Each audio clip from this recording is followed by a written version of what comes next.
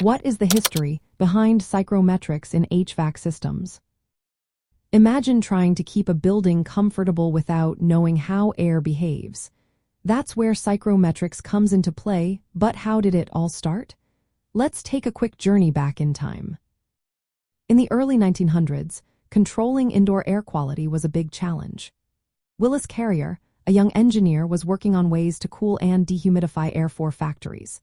He wanted to understand how temperature and moisture in the air interacted. In 1911, he created the first psychrometric chart.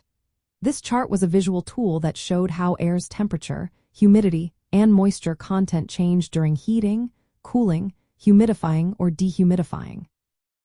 Carrier's work was driven by the need to make indoor environments more comfortable and safe.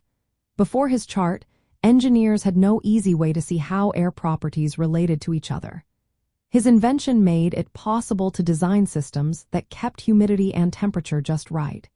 This was a big step for HVAC systems, which include heating, ventilation, and air conditioning. The psychrometric chart became a key tool for engineers. It helped them visualize complex air conditions and plan systems that work efficiently.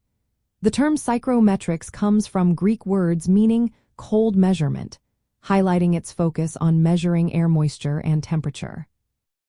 Over time, psychrometrics expanded beyond HVAC. It found uses in agriculture, food processing, meteorology, and pharmaceuticals. But in HVAC, it stayed essential.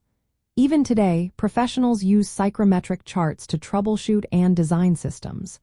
Though computers now do many calculations, the basic principles remains the same. The properties of air depend on atmospheric pressure, so charts are usually made for sea level. For higher altitudes, adjustments are needed. These charts cover typical temperature ranges used in buildings, from about 30 degrees Fahrenheit to 120 degrees Fahrenheit. Instruments like wet bulb thermometers help measure these properties accurately in the field. The development of controlled environments, called psychrometric rooms, also shows how HVAC technology grew after the mid-20th century. These rooms are used for testing and research, helping improve system designs.